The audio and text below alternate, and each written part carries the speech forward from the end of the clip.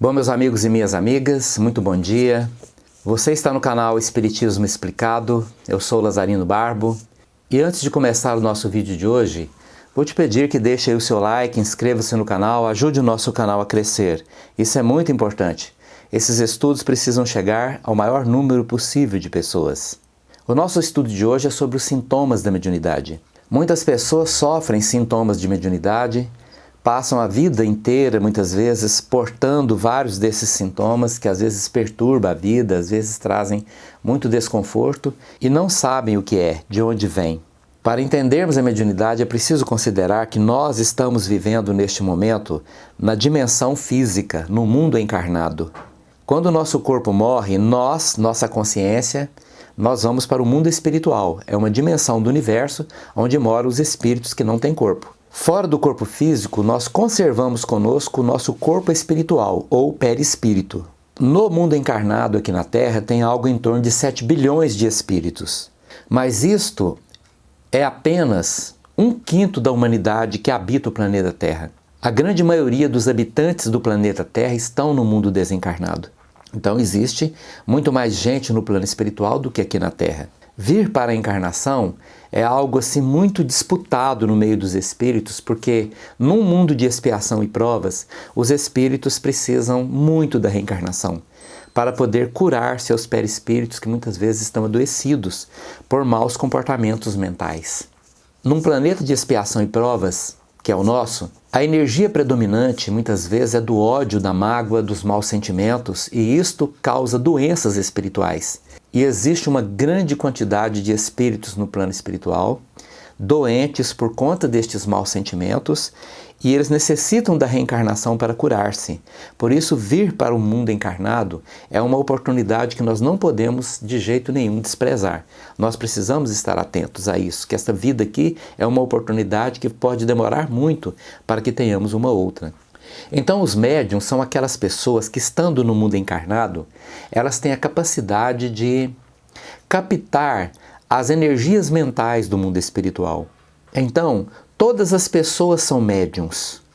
Apenas varia o grau e a intensidade desta mediunidade em cada pessoa. Tem pessoas que têm uma mediunidade quase imperceptível, enquanto outros têm uma mediunidade muito ostensiva, que está presente na vida da pessoa muitas vezes 24 horas por dia. Então, entre um extremo de uma mediunidade imperceptível e o outro extremo da mediunidade muito atuante, existe um grau de variação muito grande. Aí vem uma pergunta: a mediunidade é uma condição mental? Não. A mediunidade não é uma condição mental, ela é uma condição física. Temos no nosso cérebro a glândula pineal. A glândula pineal é uma antena ligada para o plano espiritual. Existem diversas funções físicas para esta glândula, muito estudada pela ciência, e existe uma função espiritual. Ela é uma antena para o mundo espiritual. Então a mediunidade é uma condição física e é uma condição hereditária. Médiuns terão filhos médiuns, ou são filhos de médiuns, são netos, serão avós de médiuns, porque a mediunidade é uma condição hereditária. Então, quais são os sintomas da mediunidade? Como uma pessoa começa a perceber que é médium? Os primeiros sintomas é a sensibilidade para captar a energia das outras pessoas. O médium normalmente é aquela pessoa que tem uma sensibilidade energética. Se o médium está num ambiente onde há um grande acúmulo de energias de tristeza, ele acaba sendo contaminado por essas tristezas e fica triste. Existem médiuns que, quando vão a um hospital e o hospital tem um forte acúmulo de energia de sofrimento, então este médium capta essas energias de sofrimento e começa a sentir sintomas do tipo arrepios, mal-estar, fadiga, tem problemas de taquicardia, ele fica com as mãos geladas, ele fica sentindo uma sensação de morte, às vezes, e ele tem que sair daquele lugar porque senão ele vai passar mal. Existem médiuns que não podem visitar ambientes de grande sofrimento porque ele acaba captando isso. Prisões, hospitais, os lugares onde existem grandes acúmulos de pessoas, como rodoviárias, como aeroportos, aqueles ambientes sofrem um acúmulo de energia, e energia muitas vezes muito contraditórias, de pessoas que estão angustiadas, de pessoas que estão tristes. Existem médiuns que em lugares onde existem grandes acúmulos de pessoas, eles também sentem. E esta percepção, muitas vezes, vai se aprofundando em função da formação da glândula pineal. É um tipo de formação que permite que ela se intensifique como antena para o mundo espiritual. Então existem pessoas que sentem, que têm percepções visuais, normalmente vê pessoas passando aqui no canto do olho, de cá ou de cá, né? São pessoas que ouvem vozes, de repente ela está sozinha e ouve alguém chamando, ouve vozes. São pessoas que têm sonhos perturbados, né? Muitas vezes têm pesadelos contínuos e repetitivos, situações que se repetem sempre. Ela volta ao dormir sempre para os mesmos lugares, convivendo com as mesmas situações. Situações às vezes que são felizes e situações que podem ser angustiantes. Isto pode se aprofundar em algumas pessoas, não quer dizer que uma pessoa que tem visões vai se tornar depois uma pessoa com uma mediunidade mais complexa. Não, não é. Cada pessoa às vezes permanece naquele degrau de desenvolvimento mediúnico ou de percepção mediúnica e não evolui. Outros podem evoluir.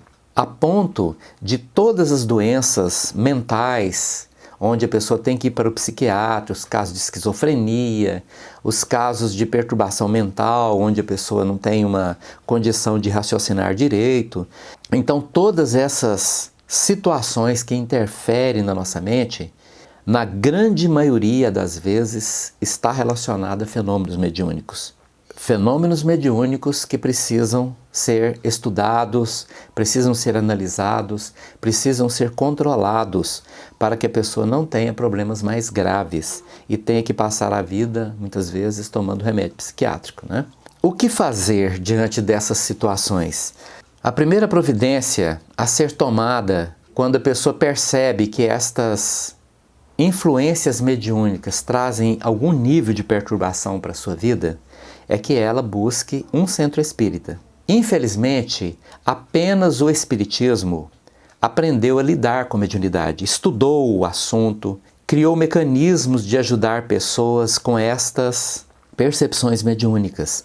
As outras religiões ou ignoram ou usam da maior ignorância humana para poder qualificar espíritos e médiuns como endemoniados, como portadores do demônio, essas coisas absurdas que você ouve por aí. Muitas vezes apenas a frequência ao centro espírita, recebendo tratamentos espirituais, que é absolutamente gratuito, nenhum centro espírita cobra nada de ninguém, porque se cobrar não é espiritismo, já ajuda muito a pessoa a livrar-se dessas influências, porque centros espíritas são portais para o plano espiritual.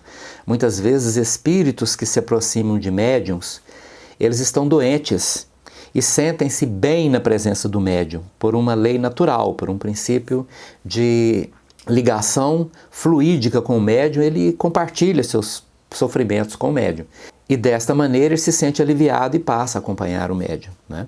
A frequência ao centro espírita, que é um portal para o plano espiritual, quando chega no centro espírita, este espírito sofredor é recolhido, levado para o plano espiritual, ele é atendido no plano espiritual pelas equipes de socorro e nesta situação o médium se livra daquelas influências, né? Existem outros casos que são mais complexos, principalmente quando já passou muito tempo, quando o médium já está há muitos anos tomando medicações controladas, aí ele precisa de assistência mais específica. De qualquer forma, um centro espírita vai ajudar a pessoa a orientar-se diante da mediunidade. Este é o nosso vídeo de hoje. Se você gostou do nosso vídeo, deixe aí o seu like, compartilhe com seus amigos. Muito obrigado e que Jesus nos abençoe.